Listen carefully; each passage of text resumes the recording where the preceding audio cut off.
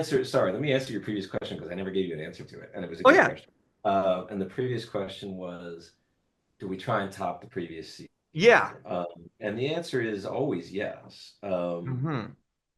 But there's different ways that you do that. You can top the previous season.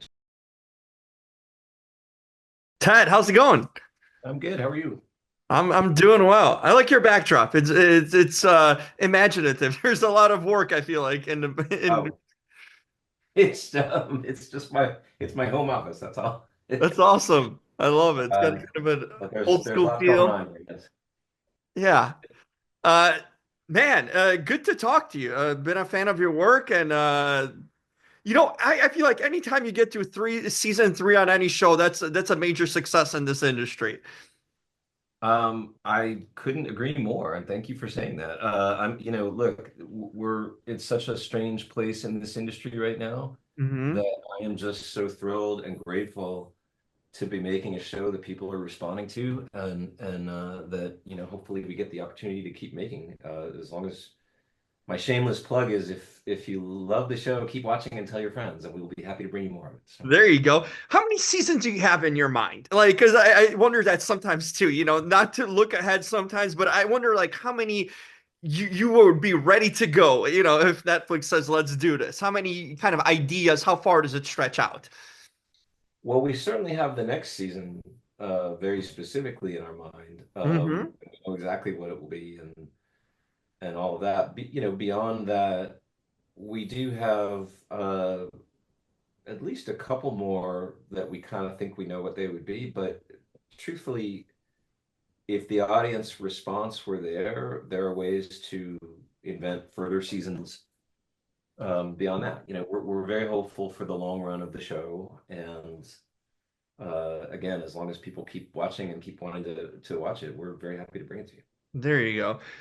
As a showrunner, and it's a different sort of gig than being a director and whatnot. It's You can maybe elaborate a little bit on that, which your daily sort of work is on a show like this. But do you need to sort of to when you go from season to season, do you have to kind of is the goal to just keep the momentum going and kind of don't mess with what's working, or do you need to stack the deck and try to outdo the previous seasons? What's sort of your approach to that as seasons start to slowly build? Sure. Give me 1 second. I have to let my dog out. Yeah, sure. He's like That's scratching at important. the door. Yeah, so I have two. Sorry, here I am again. I have two pugs, and I've kind of always had two pugs. My wife and I, we had two pugs before this, and now that live to be ripe old ages, and now we have two more pugs that are getting into their senior years. And so I do love pugs. I don't know. I think it's a Winston Churchill thing. I'm like inspired by pugs. So that Interesting. was what led to Lorna having a pug in the show, and it's we have a lot of fun bringing Winston to life on the screen. Yeah, and I Winston is love not one that. of my pugs. Winston is a fancy show pug, but But inspired. Hey, I read yes, the thing in the bio that the car is sort of your possession too on this show. So a lot of personal things are being put into the show from your own life, in a sense. yeah. The car was sort of an accident in a sense. The car does not exist in the book. I mean, in the books, he's called the Lincoln Lawyer. Of course, he drives around in Lincolns, Hmm. which would be in our show the navigators that he uses, right? Yeah. And there's a whole story in the books behind why he chose those. The books being about, in some cases, as much as I don't know, 15 years old at this point or so. They were town cars at that time, and Hmm. the whole story in the book was that he bought a bunch of them from a like wholesale from a fleet company that had them. It's the car that you rode to the airport in, right? And which is kind of what a navigator is too. It's often Yeah. the car you ride to the airport in. So we invented the blue Lincoln convertible for the show because it was fun, and obviously we make, I think, great use of that in this season in a variety of ways, including just right up front. We kind of tell the audience the story of how he came to have that, and we also allude to the fact that that the Lincolns were his father's thing. That it's an homage in his mind to the fact that his father drove Lincolns and drove around Lincolns. So, but yeah, no, that car, I ended up, yes, I did end up sort of buying that car, which is fun to use in the show. So That's awesome. I love that and background. Working with Michael Connelly, that must be a let me treat in a let, sense. let, let me answer. Sorry, let me answer your previous question because I never gave you an answer to it, and it was a Oh good yeah, question. And the previous question was, do we try and top the previous season? yeah. And the answer is always yes. Hmm. But there's different ways that you do that. You can top the previous season in terms of thrills and suspense. You can top the previous season. I think what we do a really good job of this season is trying to top our previous seasons emotionally. This book is in some ways the most emotional of the books, and Hmm. that was a real key point for us in adapting it was how do you bring that emotion to the screen? It's the emotion both of Mickey. The first season is very much a season about a guy rebuilding his life and finding himself. It's a redemption story, right? Hmm. It's always emotional. And then the second season is what we like internally to call the Icarus season, where Mickey is flying too close to the sun and gets knocked down, and at the end of the season gets really knocked down. And so the third season is really about this guy now grappling with the sins of his past and have they come back to not only haunt him but even much worse haunt and harm people who are close to him, right? And so there's a lot of emotion in that, and which then plays out in his relationship with his daughter and his family and everything. And so that's what we strove to do with the season. And it makes sense because by that time you're invested in the character as an audience too, so you care more than when you initially meet him, sort of. And I always feel like the first season is just sort of like getting to know you phase with any character. By the time the season ends, then you start kind of developing an interest if you're interested in seeing more of this character, and Yeah. uh, and the arc sort of makes sense that by season three you'd be more totally invested in the character if you're watching the show. And that's what TV's about, right? It's about Yeah. audiences becoming invested in characters and wanting to know more about them. It's the great, I've worked in movies and TV, and they're both great in their own ways, but TV is great because it gives you the opportunity to do that, to live with these characters and explore them and expand them. And so. Yeah. It must be a pretty good treat to have Michael there, kind of, with this project.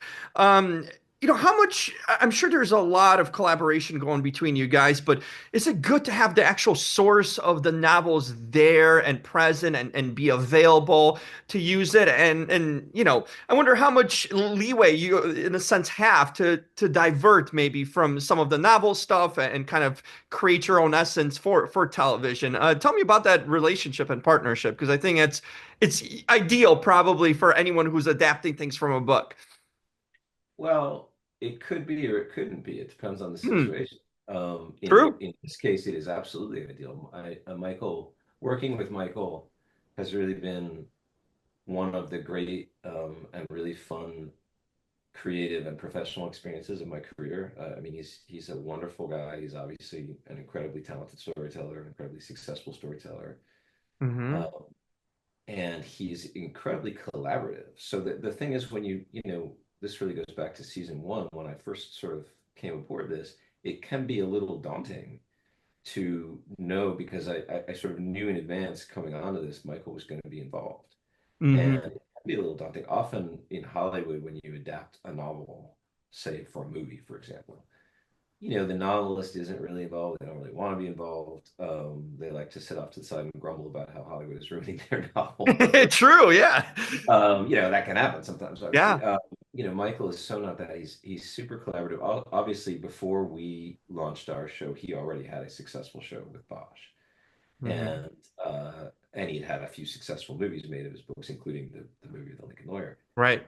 And but he was very involved from the get-go and incredibly collaborative. And he's the first person to pitch, far from like constraining us from deviating from the books. He's the first person to pitch deviating from the books. He's the Oh, first wow. person to say, you know, this didn't. I never loved the way this worked in the books. Let's make it better. Or if he's been. I remember at the beginning of season two, he put out a statement on his webpage or whatever, talking about season two and talking about how excited he was about it, and that the thing that excited him the most about it was that we took a book that was 15 years old and where the plot of that book specifically had to do with like the subprime mortgage crisis, of Mm, 2009, the yes. going on that was what was very relevant at the time that you wrote the book, but it was no longer relevant now at the time that we're making the show.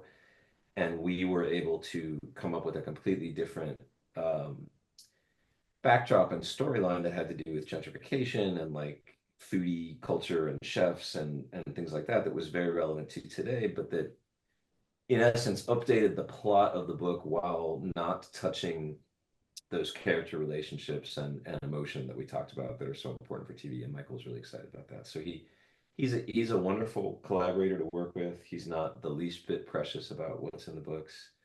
And, I'm really proud to say that in addition to being a great contributor to the show, he's a fan of the show. He's just genuinely Hmm. he loves to be a part of it. He loves the actors and what they bring to the characters. He loves to be on set and just be a part of that, and he's really fun to work with. That's cool. You kind of mentioned something that interests me. You mentioned being a fan of a show. You've been a showrunner on different shows and it produced different shows.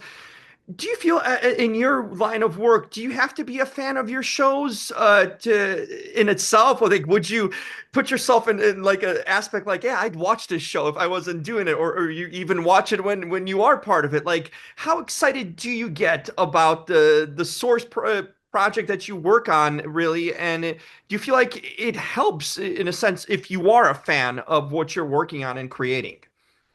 Well, it definitely helps. Hmm. And it depends, I suppose, on the project. I'm very proud of the show. I'm a huge fan of this show. It's exciting to me that my family are fans of this show. That sounds corny, but it Nice. really, you make things and you put them out in the world, and obviously you want people to like them and respond to them, but the people are the ones whose opinions you're going to hear first and most often, and the ones Hmm. that really matter to you. The other day, our there was a plumber at our house fixing our hot water heater, and he didn't know that I did the show, but somehow it came. My wife told him, I think, and it turns out he and his wife are huge fans, and they watch it. That's meaningful. Wow, that's cool.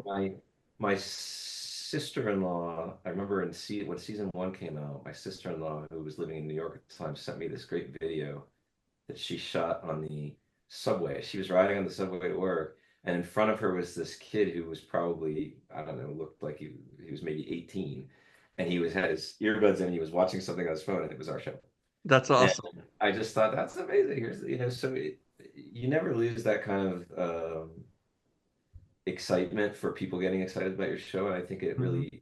it's crucial that you get excited about the show. Now that being said, speaking of other shows that I've done, I mean, as a professional in this business, you may sometimes find yourself, particularly in the earlier days of your career, doing things that you're not as excited about as others. But Mhm. when you get to a place where you're the showrunner and you're able to, have some, ideally you only want to work on projects that you love and that you're really excited about. That's where you do your best work, obviously. And I can say 100% with this show that I was thrilled from day one. I'd been a fan of these books and a fan of Michael's work beyond the Mickey Holler books even, and I was thrilled to dive into this world. That's cool. That's really interesting to hear that. The show drops on October 11th. Are you guys bringing out the whole season all at once, or maybe spread out weekly episodes? How is season three going to be distributed to the masses? So no, it'll be all at once. Netflix, does most of their shows all at once. Hmm. In season two, we did, they do some shows. They never do weekly, I don't believe, or at least they have not up till now. Yeah. They do some shows where they'll drop, if it's 10 episodes, they'll drop the first five, and then you'll wait a little bit, and then they'll drop the second five. And Yes. they did that with us in season two. And, it has its pros and cons. Our show is one that people really seem to love to binge. And I've had so many people, even people in your position, journalists who do this for a living and have to watch a lot of stuff. Hmm. I watched all 10 episodes in 2 days or whatever, right? And I mean, I'm proud of that. And that's really gratifying to hear that our show is compelling enough that people want to do that. But I also think we build it with that in mind. I mean, when you work at Netflix or other streamers, you build it with that in mind. You build it with the idea that people are going to binge these things. Um, I like to binge things. Yeah, I'm watching Slow Horses right now, and I've not watched it before. I've been aware of it, but I've just not. There's so much to watch, and I'm so busy. So I've just finished season one of Slow Horses, which I binged, in like 2 days. That's So awesome. I it's just fun. talked to Jack Loudon a couple days ago. There's more coming, so they're Yeah, working. no, I mean, I know I've got like whatever, three other seasons to get through. Luckily those are only six episodes, not as many. But no, it will be all 10 will drop at once, so everybody will get their Okay. Mickey Hollow fix, no pun intended, right away. There you go. Well said. I mean, like a pro. Ted, this is really cool to talk to you. Really just got into the show. I've seen it on Netflix around, but I never got into, like you said, there's thousands of things to watch, but I got hooked really quickly. So now I'm going to be definitely watching it. It's kind of cool. I get to watch it from the beginning, so I'll have seasons ahead really for me too. So Yeah. that's kind of exciting. Oh, I'm thrilled. Well, thank you. It's really nice to talk to you. Thank you for watching. Thank you for supporting the show, and thank you for writing in. Absolutely. Absolutely. Hey, let's do this again. I have a Okay. feeling there's going to be more of the show coming. So, really interesting stuff. From your lips to Ted Sarandos' ears. So, There you go. Perfect. okay. All right. Bye-bye. Ted, thanks so much for your time. Let's do this Thank again. you. Okay. Bye-bye. All right. Bye bye.